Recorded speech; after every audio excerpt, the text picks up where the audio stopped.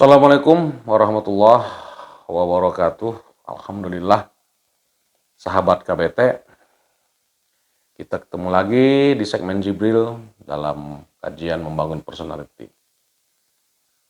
Terakhir kita sudah membahas penyakit kolbu aba, penyakit kolbu enggan, atau dalam bahasa sehari-harinya ini adalah malas.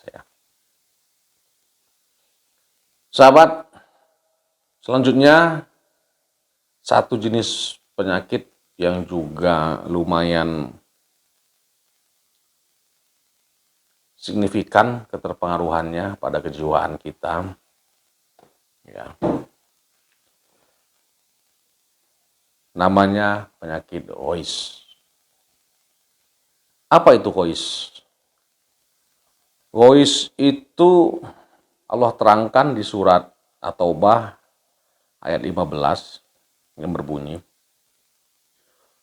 A'udzu billahi minasyaitonir rajim. Bismillahirrahmanirrahim. Wa yudhhib ghaiza qulubihim wa yatubullahu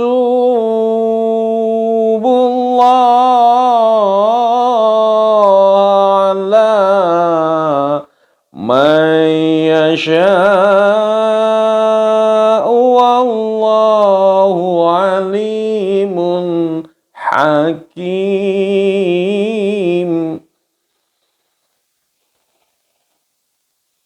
Dan menghilangkan panas hati orang-orang mukmin, dan Allah menerima tobat orang yang paralel sukanya dengannya. Allah Maha Mengetahui dan Maha Bijaksana. Ya. Jadi Allah yang menghilangkan dalam ayat ini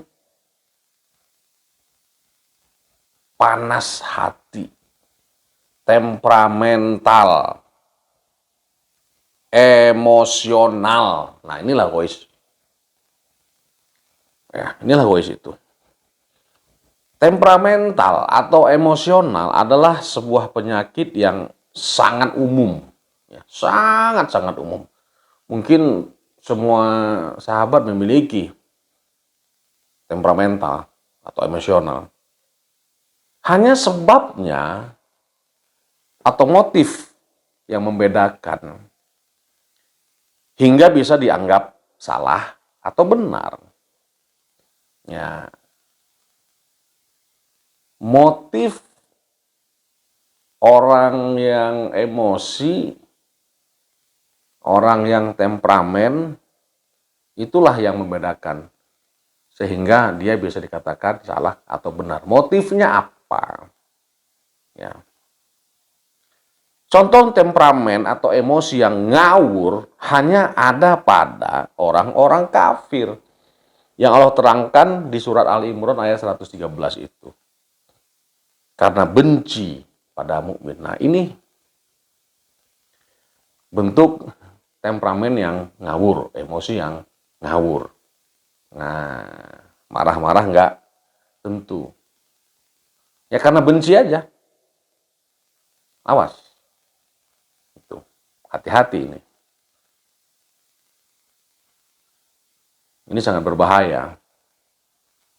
Jangan karena kebencian kita akhirnya marah sama seseorang.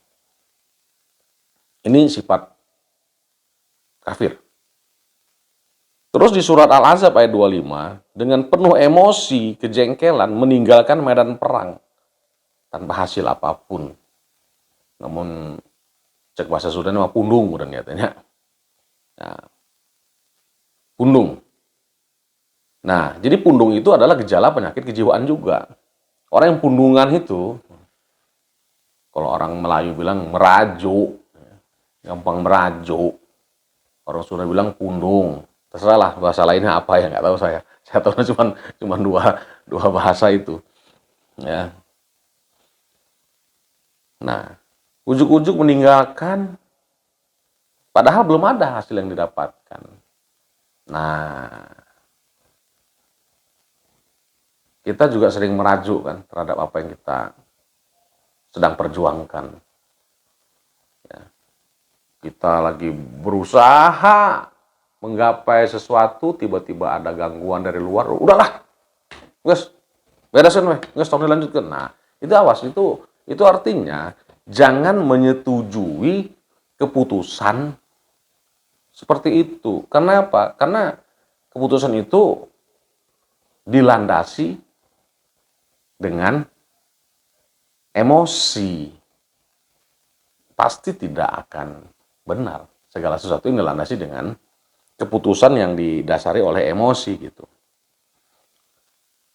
Ada lagi penyakit ini dijelaskan untuk orang kafir sebab melihat pengikut-pengikut Muhammad Rasulullah kian kuat dan berkembang. Nah, melihat orang lain maju panas hati, ya kan? Melihat orang lain sukses panas hati. Nah, ini penyakit gila ini gitu. Itu artinya ketika kita merasa susah melihat orang lain sukses, ketika kita merasa menderita melihat orang lain itu dalam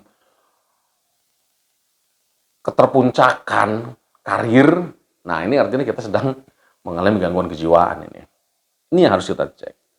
Sungguh jauh berbeda dengan mukmin yang diterangkan Allah dalam surat Al-Imran ayat 134. Orang mukmin itu dia mampu menahan, mengantisipasi emosi dan temperamennya. Nah, itu bedanya antara mukmin dengan kafir. Kalau orang mukmin dia mampu mengantisipasi emosi dan temperamennya, tapi kalau di waktu harus marah, maka mukmin harus wajib marah. Jangan sebaliknya, ketika kita harus marah kita pura-pura sabar, sok-sok sabar, ya. Ketika kita harus sabar kita marah, malah marah. Nah, ini yang ngawur namanya. Oke? Assalamualaikum warahmatullahi wabarakatuh.